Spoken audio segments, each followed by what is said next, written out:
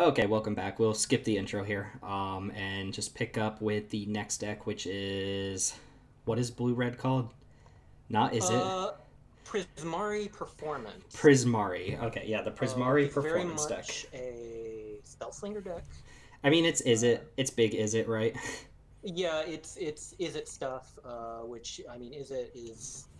I mean, this is usually what it's doing, right? It's usually casting instants and sorceries. Like that's what you can expect. Yeah, this is the Uh, probably the deck that like if you already have an is it deck, you'll be able to like use cards from this and just oh, incorporate them into your is it yeah, deck. you'll be able to easily cannibalize this deck into your Mythic's deck or your Niv Mizzet Payroom deck, more likely.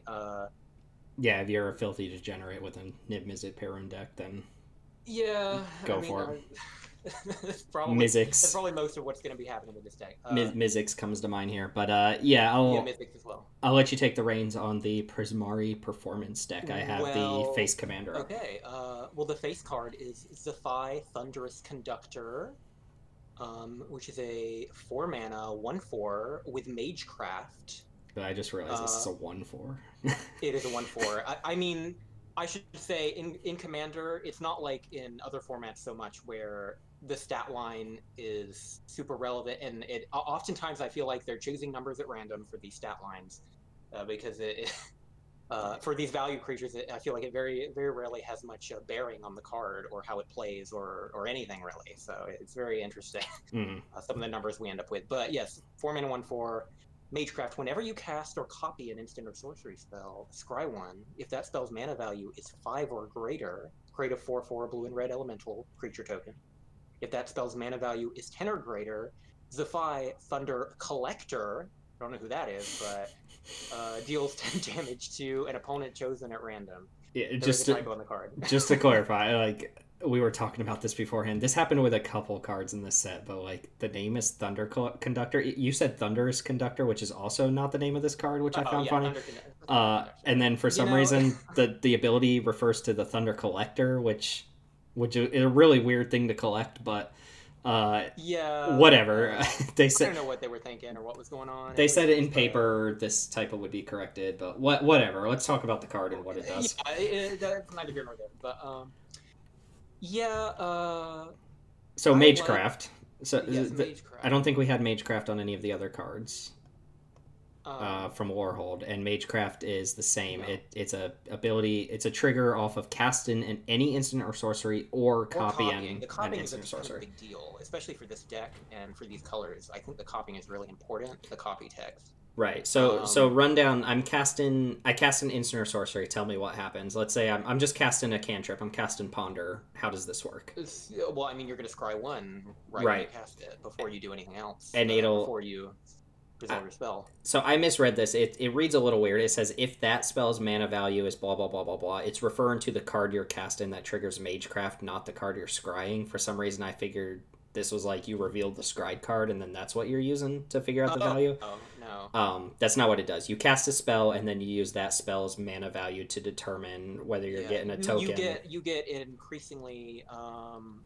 I mean, I just realized actually. I think you get everything if the value is 10 or greater. You get Yeah, all these things. You get to scry. You there's get no four. there's no instead on here. So if you cast a spell 10 or just realized greater, you get a 4/4. You scry one, and you deal 10 10 damage at You deal random. 10 to a random opponent. Yeah. Are there like this is X spells, right? Are there even instant and sorceries with mana cost 10 or greater that aren't I X do spells? remember looking. I think, but previously, there's a creature that's 10 mana technically CMC 10. I mean, like X spells. yeah, I mean that Yeah. this is X spells, right? No, dig 2 times 8. Yeah, I don't even think there's a delve card that costs 10 or greater. Yeah, Maybe X spells dead is all drop. there. Dead drop costs 10. Oh no! Or There's does it? the Nicol card. Where is it? It's on the list somewhere. I have no idea. But regardless, in order if you're Apex of Power. That's the oh card. sure Apex That's of like Power. the one non-X spell I think in the deck that is going to give you the 10 ball to a random opponent. Yeah. cool, I guess, like out of the box, cool. But if you're playing this as your commander, you are trying to find ways to ramp out huge X spells and make sure this is always giving you. I mean, you at least want a 4/4, right? Like, I mean, the scrying is fine too. Like, but I mean, the scrying is very, like, I think if you're, I mean, you're already going to get value off your little cantrips. That I don't think the scrying is going to be that impactful. Like, it's not real the draw of this card. I feel like mostly what you're doing is trying to get these other two effects, obviously. Yeah, I think like you're going to be playing I think you're going to be playing like an assortment of, you would be playing an assortment of big spells, and then you're going to be copying them. Like, again, with the Magecraft thing, I think the copying is like where you're going to get a lot of your value from. Yeah, I mean, Storm comes to mind, right? Yeah, like... I mean, this is a Storm deck. Like, this deck is very much Storm. There's a Storm card in the deck. This is a Storm deck. Oh, yeah, I forgot about that. Storm. It's a little janky. It's a little janky. Storm deck, like it's gonna be janky, but I feel like this is the type of thing that if someone brought it to the table 2 years from now, I'd kind of be scared to play against it, because they're just going to be trying to go over the top with like ridiculous stuff, and they probably have mana drain in their deck. But I mean, if spell swittle, I mean, Storm decks kind of like the Mythics and the Mythic Pyramid, as we mentioned. Like any previous iteration of this deck ends up being like, if someone's playing this deck, they've probably upgraded it with more formidable instants of sorcery, because like it's a good archetype. Instants of sorcery is very much can win in one. It's a win in one turn kind of. Storm is a win in one turn kind of strategy. So it can be very very frightening, I guess you would say. Yeah. So I guess this guy isn't that much better than like the previous ones we mentioned, as far as like if someone's like a build around. Like, this guy is cool. I mean, he's Samuel L. Jackson. He is Samuel L. Jackson. The Mad Hatter in Tim Burton's Alice in Wonderland. I wonder if I can zoom in on his face here. I can't, but... other than that, like, it is, like... yeah, compared to the other options you have. Not super exciting to me, but probably super exciting to somebody out there that just loves X spells. So, I'll let them have it, and they can have their fun with it. I mean, it seems like a fun... It seems like there's fun. It seems fun. Like... Yeah. Fun is the word, Fun is the word I would use to describe. 5 out of 7, fun enough. I actually think the alternative commander for the deck is way cooler. I agree. I'm hopping over the Mythic spoiler if you want to go ahead and jump into those ones. So Veyran, Voice of Duality, is a 3-mana 2/2 Efreet wizard. Some very lovely art. Another Magecraft. Whenever you cast or copy an instant or sorcery spell, Veyran, Voice of Duality, gets +1/+1 until end of turn.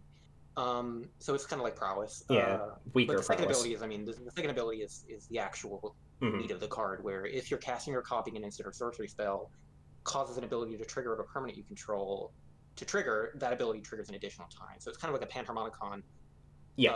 For your instant and sorcery cast triggers. The kind of like inset joke being that all of your Magecraft abilities will trigger an additional You're time. always going to get +2/+2 instead of +1/+1 with this ability on her. This seems strong to me, but it seems like an absolute headache sometimes. It's very it's a Magecraft thing. You're leaning into the copying. What are non-Magecraft abilities that trigger off of casting instants or sorceries? Well, I actually did look into this when this card got spoiled, and notable ones: Swarm Intelligence, which comes with this deck. Yeah. 1,000-Year Storm is another notable one.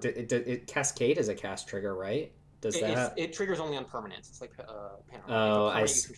I see. You don't get double cascades off of a cascade on an instant or sorcery, but Gutter Snipe fourballs people whenever you cast an instant or sorcery.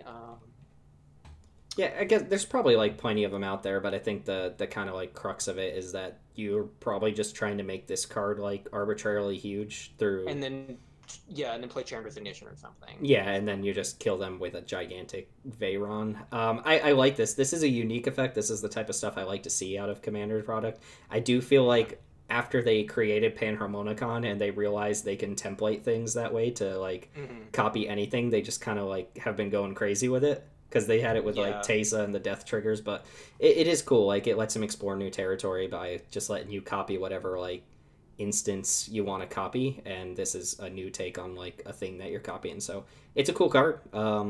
Again, another one that I could see people playing as the commander and probably trying to do like busted things with, because if you're the type of deck Oh, that's absolutely. copying things often, you're probably just going off with it. But Yeah, um, copying I mean, instance and sorceries is very much. I mean, and people aren't often copying mundane things. It's your time warps. It's your I don't know, like your deal 10 damage mhm. fireball, your fireball access 10 or something. You're copying big things, big formidable things. There's probably a Uh, lot of magecraft abilities in the set, plus the face card of the yeah, deck. Like, Archmage Emeritus is. also, what was that elemental dinosaur that like copies your spells if it's Oh, tapped? Calamax.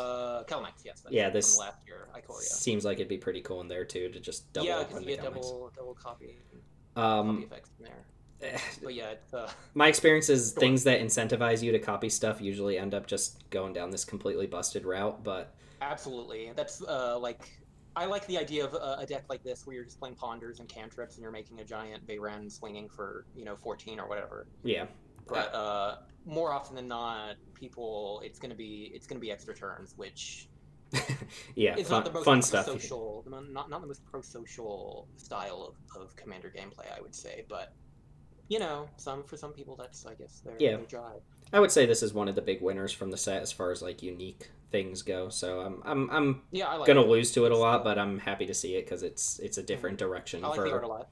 Yeah, the art is also just fantastic. I was reading a little blurb. They had a blurb about literally every single legendary creature in the commander decks and the main set, and this one was like, apparently when the students get really sad, she just starts dancing to cheer them up, and this is like that was her whole story. She does this in front of students when they get sad, and apparently That's that it was really weird. all right, It's like then. She's like yeah, I don't know, got a counselor or something. it's like a Yeah, I mean the popsicle Prismari are stick. supposed to be like they're supposed to be art nerds, theater nerds. They're supposed to be very theatrical, which I like that kind of theme. I think that kind of sells me on the whole Prismari thing. Like this deck looks, I like the the artist theme, but Yeah, yeah, I mean as far as like people playing it, it's gonna.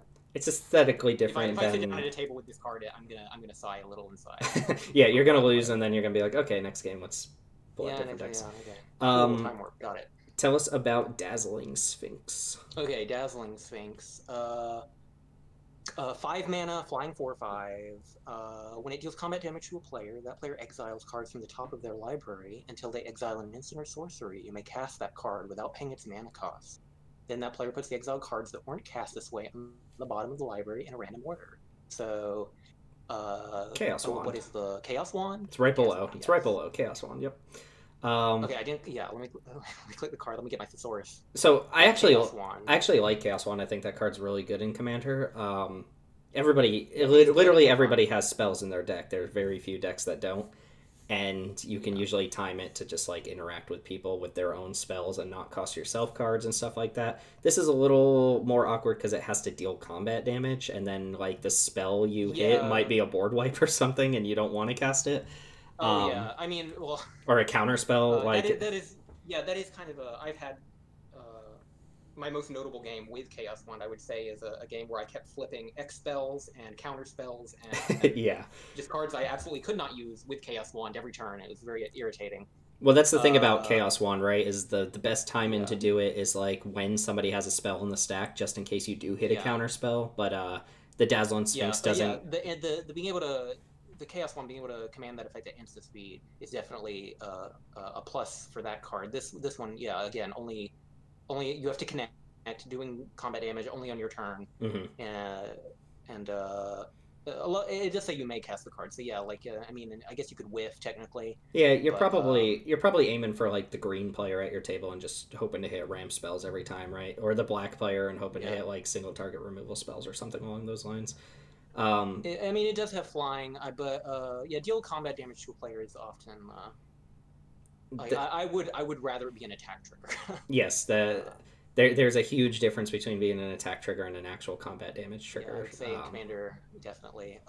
Another kind of politicsy kind of card if you can set up. Yeah, I Uh, mean, like it'll do great. It'll do great in your Unesh deck. Do great. It'll do great in your Sphinx Tribal. yeah, sure. It's okay. CMC5, so if you're doing Unet, Like Sphinx Tribal, it's just okay, right? Yeah, it's okay. It's a little forgettable, but you know. Yeah. The Dazzling Sphinx too is also just like a name that's yeah, not. I'm not dazzled. I'm not dazzled. No for me. It's probably a no for me too. The next one, I don't know how I feel about this card. Hit us with Inspire and Refrain. Okay, let me roll back up. Okay, Inspiring Refrain. Okay, 6 mana sorcery. Draw 2 cards. Exile Sold. Refrain with 3 time counters on it. 6 mana, draw 2. For 3 mana, you can suspend 3 for 3 mana. So it's kind of like what is it, Apocryphite or? Yeah, every 3 turns you get to draw 2 cards basically. Yeah, I mean, I kind of like this card. I like I like this self-fueling like suspend. I think it. I mean, like this card isn't a suspend. Cards like this with suspend aren't very like. I wouldn't say competitive. They're good for like long games where people aren't trying to like have a turn 5 win. Yeah, because you got to imagine where you get to play this card. Ideally, you want to play this card multiple times and get value from it. Because just imagine I like the design. I like the time counter design where it's self-perpetuating and it is nice like to untap on a turn and get your Magecraft triggers or whatever for 0 mana and get to draw 2 extra cards like that kind of thing. I think that's what the idea is like. What you can time it so that on that turn when it comes off suspend, you'll get that extra Magecraft trigger or storm count or whatever it is for that turn. It's good to copy too. Like if it's coming off a suspend, you'll you have your can mana copy it, and your copy spell's ready when it comes off of suspend, so you can draw some extra cards. I ultimately don't think this is very competitive because the play pattern is you're gonna suspend this on turn 3 and then it's gonna go 4, 5, 6. You're gonna cast it on turn 6. So yeah, after 6 turns you're replacing it and you're up a card, and then every 3 turns after that. Like you're not getting to turn 12 very often in Commander games. So in the course of a normal game, you'll draw 4 cards for your 3 mana, which is very gimmicky. Yeah, like what you said, it's not very. I wouldn't say it's competitive. And suspend is very broadcast. Everyone knows that you're going to draw these. Everyone knows what's going to happen. They'll get their whole breacher ready, and every 3 turns you'll give them 2 treasure. Whatever. It's like I mean, the thing about this is it isn't a very threatening thing. Draw 2 cards is not super threatening, so people aren't going to be clamoring to like interfere with your draw 2, 3 turns from that. It's not like you suspended a Kozilek or something with Joyra and people are on the clock trying to figure out how to deal with it the turn it arrives. Like this is much less imposing. Safe, but ultimately not very competitive card draw. Yeah, safe. I mean, like with the Magecraft theme, like I can see people like if you're doing like a storm kind of thing like that, like a more casual kind of storm deck, I can see people playing this. And if you're doing, I'm sorry, what? I was gonna say, how about Muse Vortex next? Okay, Muse Vortex. Muse Vortex is X and 2 blue. Exile the top X cards of your library. You may cast an instant or sorcery spell with mana value X or less from among them without paying its mana cost. Then put the exiled instant or sorceries that weren't cast this way into your hand and the rest on the bottom in a random order. So kind of like Epic Experiment, except you're only casting a single card and you're putting the rest in your hand, and you're not milling the non-instant sorceries. So it's very similar in that. Yeah. Those factors. So let's just say like X is 4 or something like that. So you're going to flip the top 4. You're going to exile the top 4 cards of your library. You're going to draw all the instants or sorceries from among them, and you're going to get to cast one that costs 4 or less. So no matter how much you dump into X, you're only ever casting 1 spell off of this for free. But that spell, the ceiling isn't as absurd as with like Epic Experiment. Epic Experiment for 15 and Muse Vortex for 15. You're gonna. It's sorcery as well, and it's not even draw X necessarily. You're only drawing the instants or sorceries from among them. I don't know. It's hard to judge Compared to, I mean, if you're playing a deck with just like that, it's just a lot of instant sorceries because you want to guarantee that you're going to get card advantage off this at the very least. Like that's the like you definitely want to. I would think get at least 2 hits. I mean, what's the deck you want to play this in? Like, obviously the deck this is designed for, like the commander deck, but like you don't want a bunch of counter spells and stuff in that sort of deck. Yeah, like I don't know. Yeah, because I mean, if you're trying to cast a big spell off this, like you want the X value to be high. But if the X value is going to be high, I also feel like you're better served playing a different kind of X spell than this. Yeah, I mean, I think most of the time you would rather just have like a blue sun zenith type effect and just draw, like, dump all your mana and draw a bunch of cards, like, and then you're stuck between those like 2 different kind of effects. You're stuck, like you have epic experiment, which like I would rather cast an epic experiment for 10 than Muse Vortex for 10 for sure. My instant sorcery storm deck or whatever, or Magecraft deck.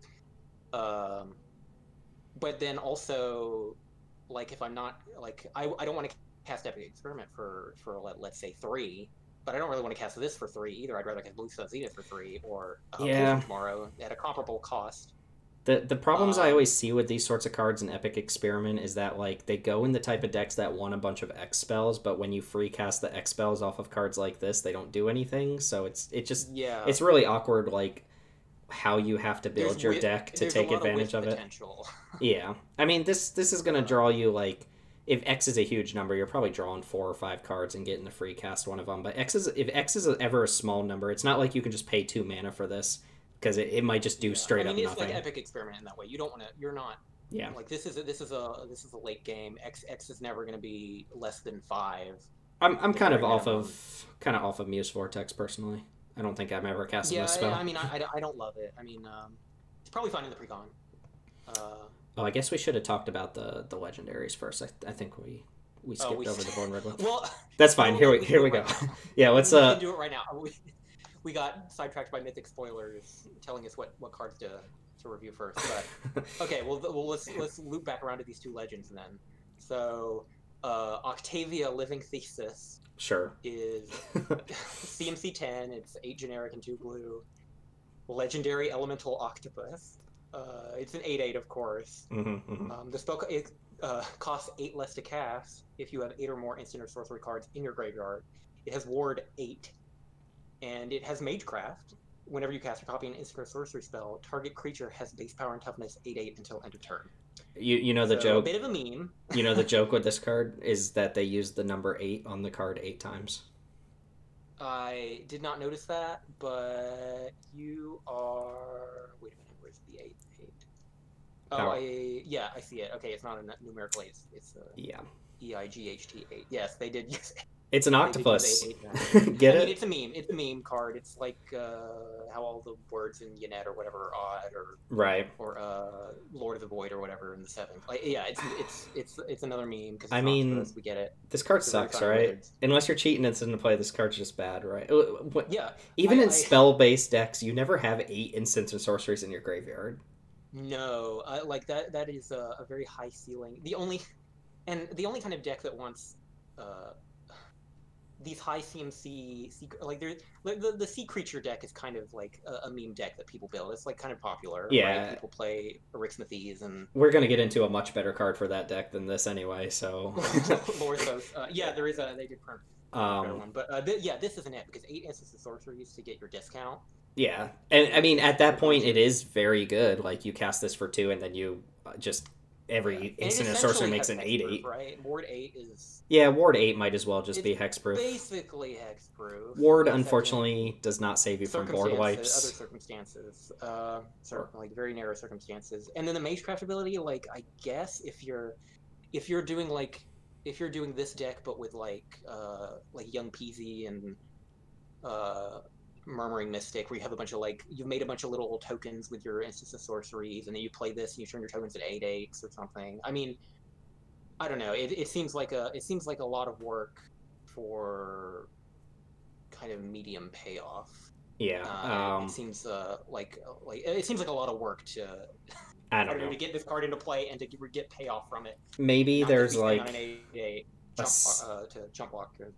Yeah, maybe there's a self-mill deck or something that's like based off instance of sorceries that would want this, but I don't know. I'm Yeah, I not. don't know. And when I think self mill too, like I don't.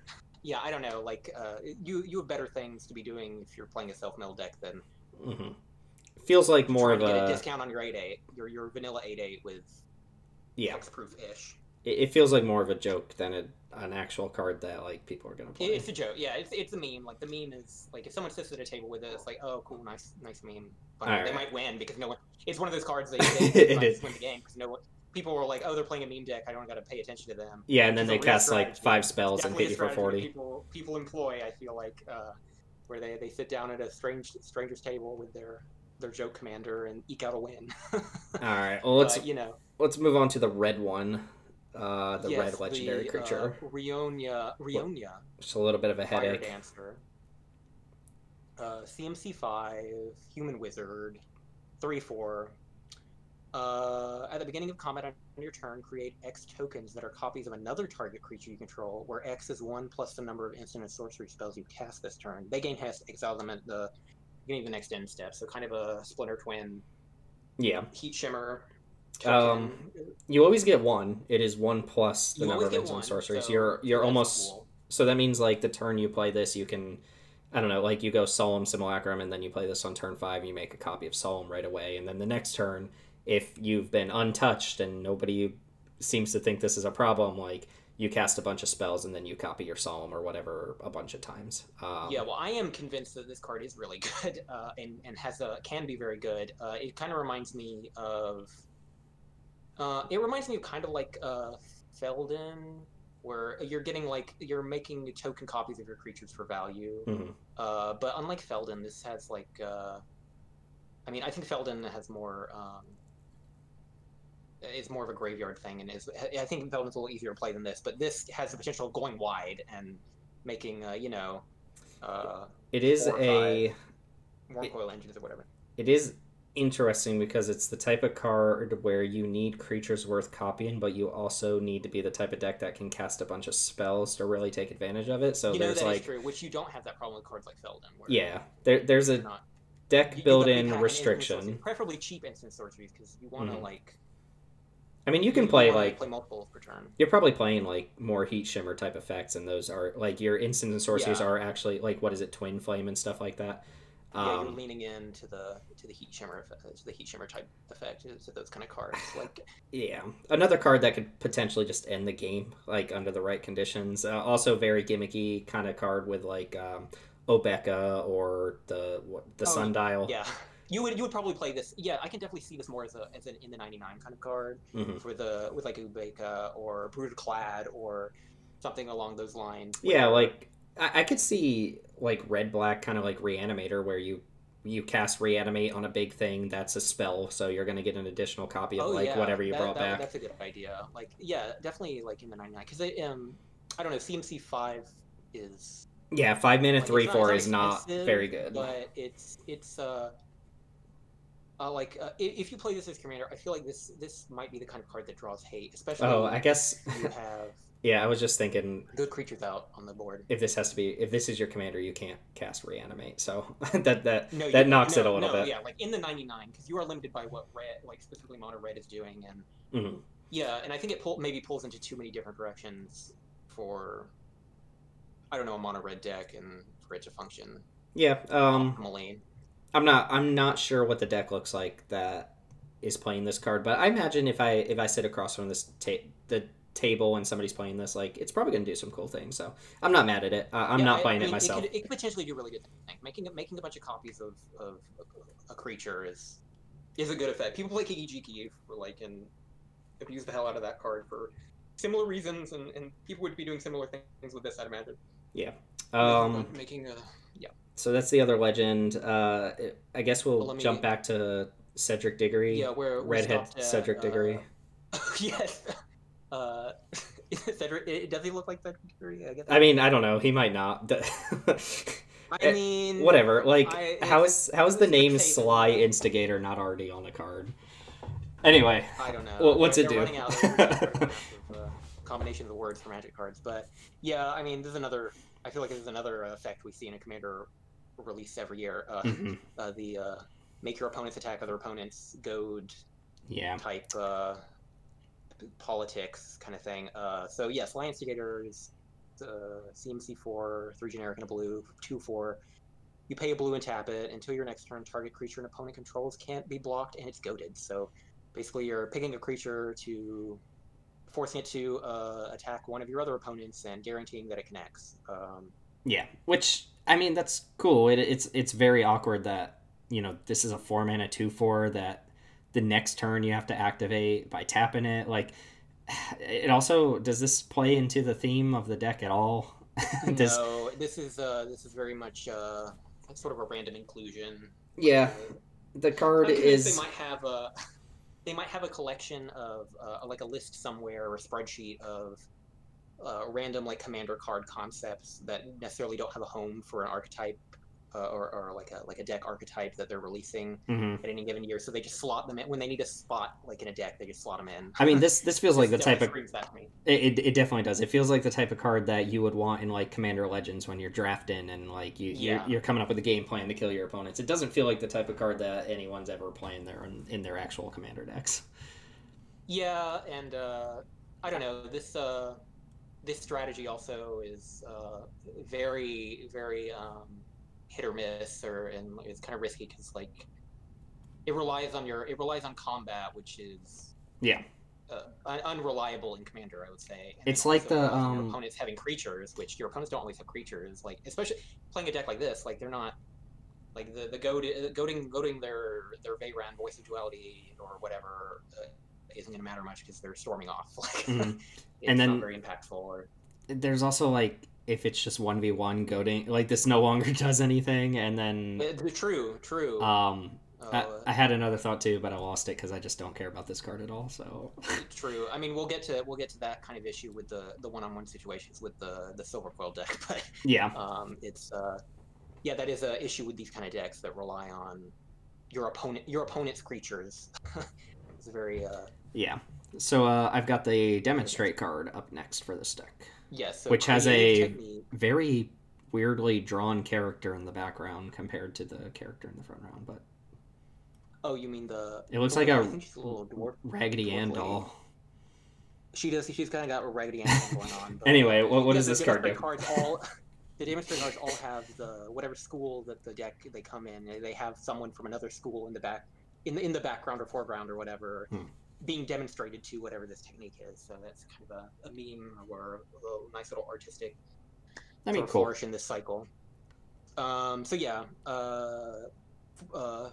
generic, 1 red, creative technique. It's a sorcery with demonstrate, as we went over.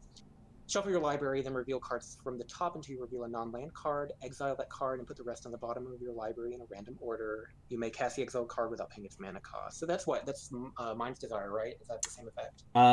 Yes, but this isn't until end of turn. As long as it's exiled, you can cast that card.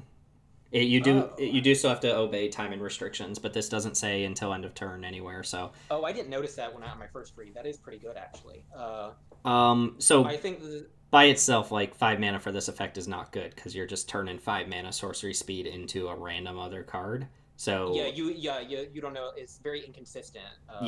You need demonstrate. On the context of this deck in particular, you're trying to cast multiple spells a turn, and it's good for that, I suppose, because if you demonstrate this card, I mean you've already cast and copied 2 sorceries. And you're potentially hitting 2 other instant or sorceries in your instant sorcery deck. So, like, you could potentially be paying 5 mana for Storm Count of 4 or, like, 4 Mage Crushers or whatever. Yeah. So, as it slots into this deck, I think it makes fine sense. But, yeah, I wouldn't just put this in any deck. I mean, what commander deck wants this effect? The thing is, you shuffle your library, so it's like Mind's Desire, where it's very much like you can't set it up.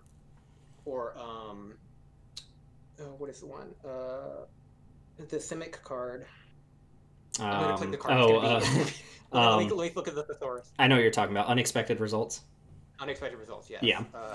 it's very much like that, where it's kind of just a fun little random card where Again, though, has the just to put a bow on this, like I think this is the type of card that if you're playing some sort of deck where you're trying to politic, then sure, like you'll demonstrate and have like a friend at the table copy it, and then you'll just both out make out like a bandit while the rest of the table falls behind. But yeah. even Well, I then, think that's how you got to play these demonstrate cards anyway, because they are like if you're not going for the demonstrate, they aren't the most efficiently costed or flashy effects. But yeah, outside of like this kind of like stormy magecraft deck, yeah, it's very forgettable. It's not. You're not going to see this played very much. yep. Yeah, no, very good. 5 out of 7. 5 out of 7. Still Big, garbage. big deal. Does Yeah. good stuff. I do like that the card, before we move on to Fiery Encore, I do like that the card just sits in exile. That's the best place you can have something, because it, aside Yes. from some random niche thing like rhyme, well, I don't even know what the card is called, but you know what I'm talking about, the thing that can take stuff out of exile. Like, that card's not going to get interacted with, so you can just kind of keep it there until you need it. But whatever. I didn't. Yeah, I do like that you get it's kind of gaunted permanently, and you can.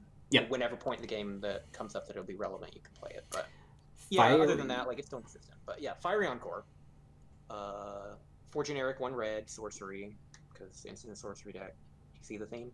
I get it. I got discard a card. So discard a card, then draw a card. So you're rummaging or whatever. When you discard a non-land card this way, Fiery Encore deals damage equal to that card's mana value to target creature or planeswalker, and the card has Storm. So weird. Yeah. I mean, what are people like? This isn't your Storm finisher, right? Also, hold on. It's not. You can't hit players. Oh, I was just about to ask. Also, like, so let's say I cast this, right, and then it copies a bunch, and let's say my goal, I only have like 2 cards, so I'm gonna have to keep discard and draw, and I don't know like what my next couple cards are. All of the Storm copies, when they go on the stack, I have to choose the target before I discard a card for each one, right? So correct. So isn't that just weird and awkward? Like, what? Yeah, this seems like a very roundabout way to wipe your opponent's board. That's what this seems like. Yeah, this seems like what is it? Nahiri's. Let me click the card. Nahiri's Wrath. Yeah, I know what you're talking about. In the Thesaurus. It's not in the Thesaurus. A bunch of other better Storm cards. I mean, Ignite Memories was the card I thought of, but that hits players, and it's way more fun. Well, that's a finisher. This isn't a Storm finisher. This isn't Empty the Warrens or Grave Shot even or whatever. Like, this is. Yeah. This is a roundabout way to wipe the board. But if you're trying to storm off, like, I don't know, just play a regular board wipe and add to your storm count, and then play a better storm card. Yeah, this card is not very good outside the context or wheel, of like because this does like let you rummage. I assume several times, but I don't know. I feel like if you're at a high enough storm count where you're going to be doing this rummaging enough, like, you should already have cast like this isn't card advantage. Like, it's not like it's. No, it's actually card disadvantage unless you're. Like, because for 5 mana, if you just cast this, it's discard a card, draw a card. You're right, and I guess it's not card disadvantage because you're probably killing things each time. So it's not like you're just down cards. You're probably taking things out along the way, but you're I feel like, not storming off very often with this. And like, if this was like maybe 3 mana, I would feel better about it. Sure. But like, yeah, but again, like, this effect just isn't that impressive compared to. Agreed. What you could be doing, but that's kind of this whole deck, isn't it? Like, yeah, this is a tight little package for like out of the box play that you're not going to play these cards in other decks, I think. Yeah, like if you're doing Is It Storm, you could do better. But Fiery Encore does not get a 5 out of 7 for me. I'm not playing this card ever in any deck. Yeah. Okay, Inferno Project. Sure. 6 generic, 1 red for an elemental. It's a base 0/0, but it has trample, and it enters the battlefield with X+1/+1 counters on it, where X is the total mana value of instant and sorcery cards in your graveyard. Huge dude for 7 mana. Yeah, it's a big boy. It's probably very big, based on, like, by the time you're paying 7 mana for this, you probably have a graveyard full of instant sorceries. Um, Yeah, my experience with cards like this that are just enormous creatures is that they tend not to be very relevant unless they have trample, and trample does.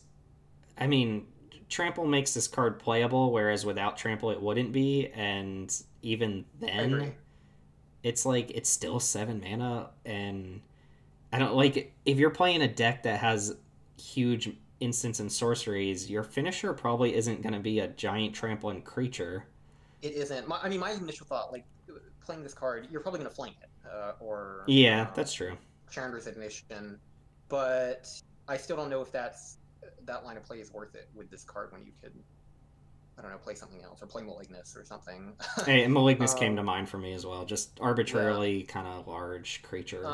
I mean, as far as something like this, like Crackling Drake is in this deck list, and that's a Crackling Drake card ends that's games. very similar in that it's a giant it's a giant monster like this one, except it cantrips on entry, and it has evasion like this has trample and that has flying. But yeah, the fact that Crackling Drake cantrips and it's 4 mana is kind of a big difference.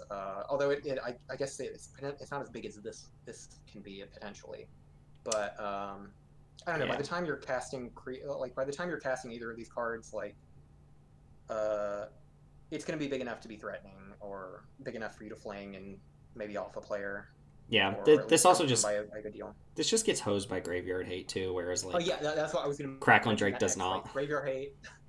These precons are, I don't think they're very heavy on the graveyard hate, but once you start playing with people who've been playing Commander a while and have built their decks themselves, you are going to be seeing graveyard hate, and you cannot rely on your graveyard. Your Mm-hmm. graveyard is not necessarily the most reliable resource, and you have to be ready for it to disappear at a moment's notice. Big So big yeah, forgettable. yeah, forgettable. Even in the fling deck, like how many instants and sorceries do you have in your fling deck that like really add up? Like if this is gonna be like a 10-10 for 7. Yeah, and also, uh, outside, like in a vacuum, just yeah, like I don't think you would play if you're playing a deck with Fling. Your commander is what you're probably playing. Like you're playing the second commander. You're playing Veyran, Voice of Duality, and she's huge, and you're gonna fling her Right. after you've stormed off or whatever. Yeah, like you play in decks like that, like Kresh or Corvold or something where your commander just gets egregiously gigantic, and you swing at one player and then you fling it at the other player. But Yep. this, like, yeah, this is just a random creature in your deck, like Dollar less box rare. likely to, yeah, dollar box rare, perfectly said. It's very dollar box rare. All right, Inferno Project. Sorry. Oh yeah, moving on. Another card with a bunch Yeah, of confusing text. yes. Radiant Performer seems, or 3 generic, 2 red, 2/2 human wither, so 5 mana 2/2 or whatever. It has flash. When it enters the battlefield, if you cast it from your hand, that's important. Choose target spell or ability that targets only a single permanent or player. Copy that spell or ability for each other permanent or player that spell or ability could target. Each of those copies targets a different one of those permanents or players. So it's like a Zada Hedron Grinder or a Ink Treader Nephilim or whatever. Yeah, Ink Treader for any Single target spell spell or ability. or So this ability. card is potentially extremely good. Right. So what kind of things are you thinking about here when you? Um, I think about like Burrell's expertise with a single target.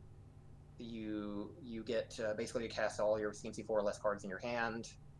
You can bounce things with the Burrell's expertise and then replay them with the other Burrell's expertises. Like that's that's a more random one off the I was thinking at when this card was first spoiled, but like any single target thing that cantrips, any card that I guess targets like any single target opponent thing that says only your opponent's creatures, like you could potentially target like Cyclonic Rift for 2 mana. I guess you're playing the exact same scene. You might as well overload Cyclonic Rift, Sure. but I don't know. I know I that there's mean, things that you can do with this effect. boomerang like you boomerang every permanent off the board. I guess. True. Yeah. I mean, you can wipe everyone's lands off the board with this. I mean, this feels like that the kind of like jokey Armageddon type things aside, like this does seem good with bounce spells, right? Because you pay Yeah. Or like unsummon I mean, and copy it, and you unsummon the whole board. Plus, you you get could do this back. your usual suite of cards you would do with Zata, like expedite, or Yeah, whatever. exactly. And targets the creature. Like you draw a whole bunch of cards with this, but Yeah, seems good there. And it copies abilities too, and also it doesn't just have to be your spell or ability. It can be an opponent's spell or ability. Mm-hmm. So like, I don't know. Like it's hard to, I guess, really know because there are so many so many spells and abilities in Magic that target a single permanent or player. So the sky is literally the limit with what the amount of things this card can copy. So I don't know. I think this card is interesting and potentially can do really crazy things, but I guess inconsistent because you need obviously you need those other circumstances where there's a single target spell or ability on the stack that you can take advantage of by copying it. I like the idea of somebody casting time stretch and then you copy this and everybody time stretches.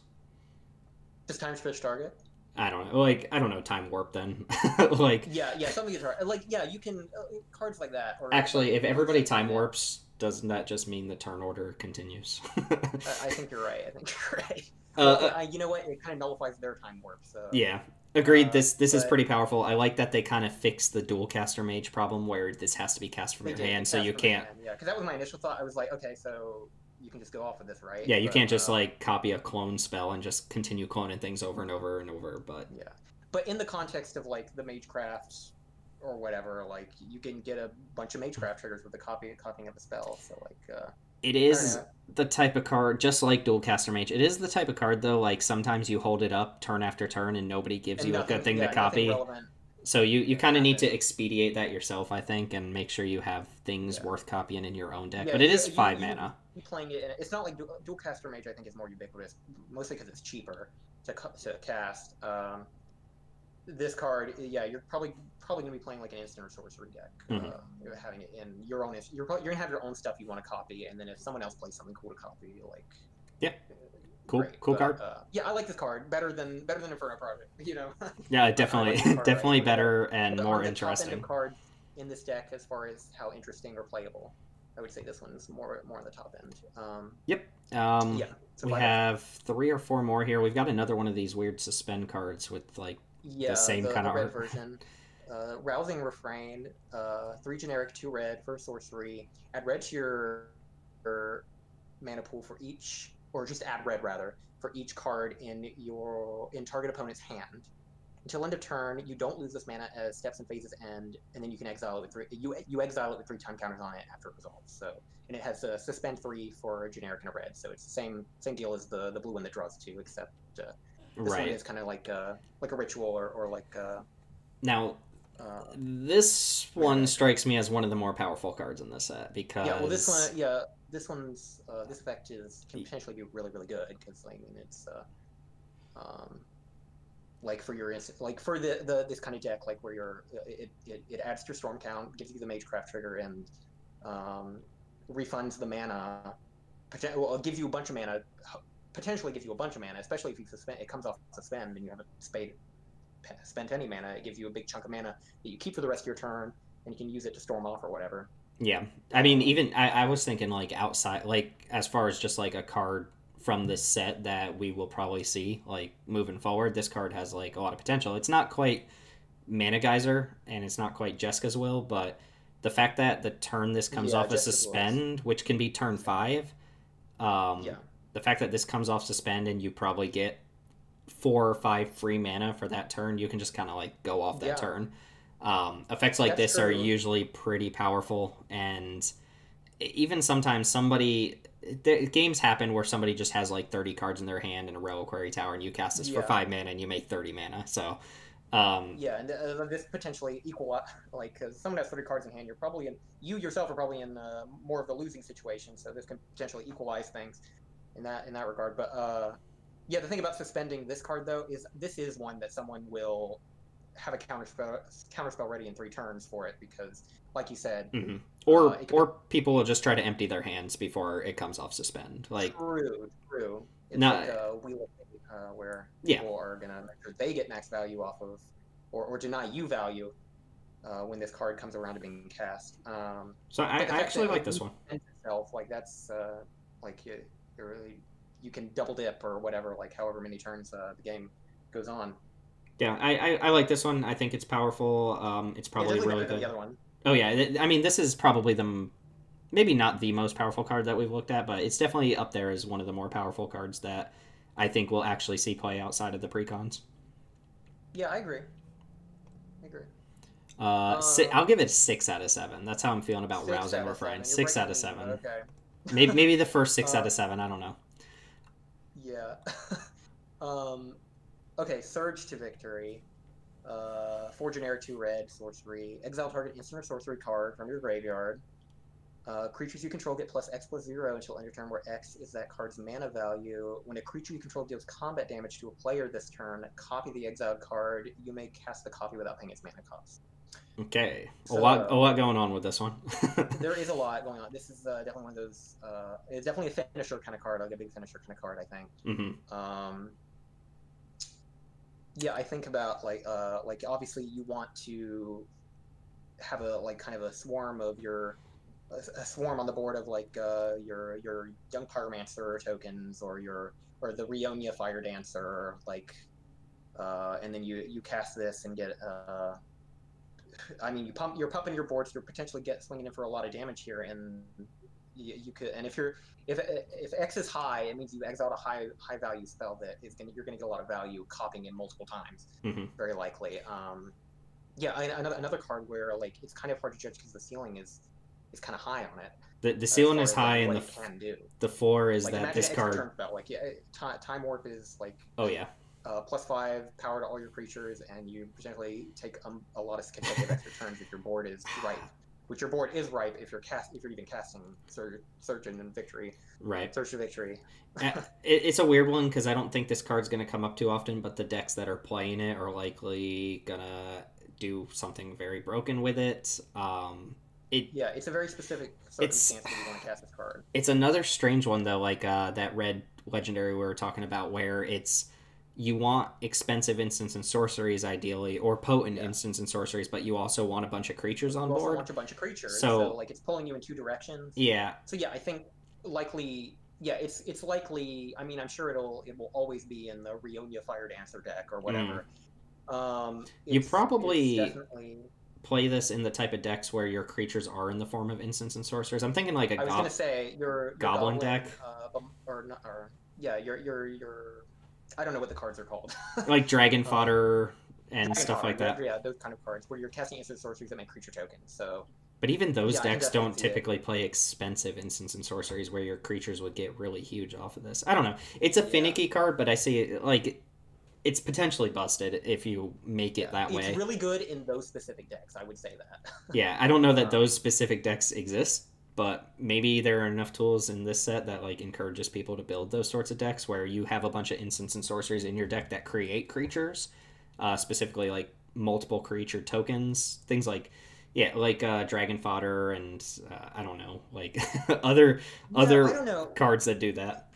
If even like outside of a deck that like this deck comes like that this card comes in where it's just instant and sorceries all over, like just like a token deck, even like most decks are playing instants and sorceries of some kind.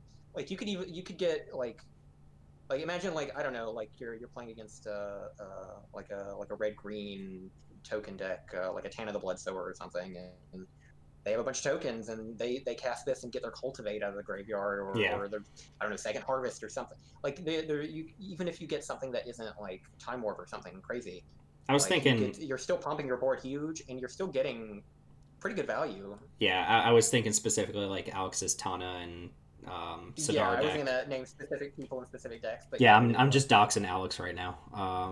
Dox Alex. He's Tana and Sidar. Like he could play. I could see him playing something like this. He's not listening to this. Like he's stuck on 2 mana right now. He's not listening to this. I'm sure he's our only listener. He probably is the only person listening to this. Specifically, our only listener. Surge of Victory, strange but powerful. So 2 more. Reinterpret has some pretty cool Reinterpret. 2 generic, blue and a red, instant, counter target spell. You may cast a spell with equal or lesser value from your hand without playing its mana cost. So this card is good. This card seems excellent to me. This card is like generically good.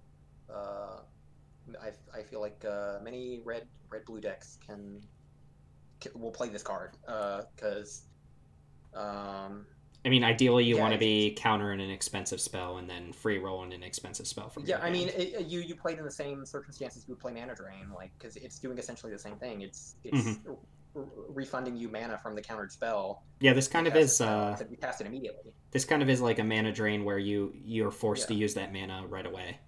Yeah, it's giving you mana and you're using it immediately, which can be really good actually, potentially because it doesn't obey timing restrictions. Yeah, there's no restriction. Oh yeah, I mean this to me, like I would play this over the Ionize in like my Niv Mizzet deck. It just counter something and drop a Planeswalker into play or something like that. Seems good. It's simple too. Like it's just a simple, clean card simple design. Yeah, really good. Probably, I would say this in this deck specifically. I would say this is probably the best card in the deck.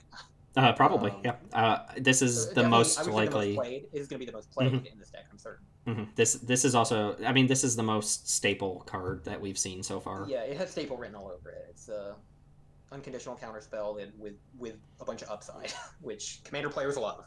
Yeah, Commander players love unconditional counterspells with upside. So. So let's move on to a card that nobody cares about and won't be a staple. Elementalist Palette. CMC3 artifact. Whenever you cast a spell with X in its mana cost, put 2 charge counters on Elementalist Palette. You can tap it for 1 mana of any color, or you can tap it and add colorless for each charge counter on it, and you can spend only this mana to only cast spells with X in the mana cost. So your X spells fuel your additional X spells. Yeah. You can ignore. Is it only instant and sorcery? No, it counts spells. So this can go in people's like. Yeah, Zixara, whatever, Rasheen the Meanderer, stuff like that. If you're not playing Rasheen Meanderer or Zixara, you can go ahead and tune out. I mean, yeah, sure. Like that's exactly what this is. It's a plant for the decks that care about X, and if you don't care about X, you don't care about this card. I kind of like the concept of like it's the dorky palette of stones that they're drawing magic from. Yeah, I like the art. I like the concept. Like, I like the lot. It's very cool. It's also again the artist motif with the Prismari. We talked about it with that red mirror too. Like this is just Manolith, and then it has some additional upside if your deck cares about that. So yeah. So if you're playing any of those other Rasheen, Zexara, like. This card's probably gonna be great for you, or probably perform just fine. Yeah. Otherwise, yeah, like you have better mana lists to choose from in other decks. Right. Very niche card, but a cool one. Yep. So overall thoughts about hold on, don't tell me. Shoot, I can't think of the name. Prismari. It's a cool name. Prismari. Yeah. Prismari performance. Overall thoughts about Prismari. I mean, it doesn't seem wildly different to me than like the Mythic's deck or any spellcasting deck that already exists. Yeah, probably more than any other deck in this Commander release, this cycle of Commander products. This one is very much seen it before. Yeah. Very much seen this deck before. Like you said, Mythics. Yeah, I don't know. Upon looking at all the cards and talking through them, like I don't know. It's kind of whatever. It's nothing too egregious. Which like, if you're doing it, I'm not used to seeing Spellslinger decks not be egregious. I guess this is I don't know how good it'll be out of the box. Again, I don't know how good any one of these decks is going to be out of the box.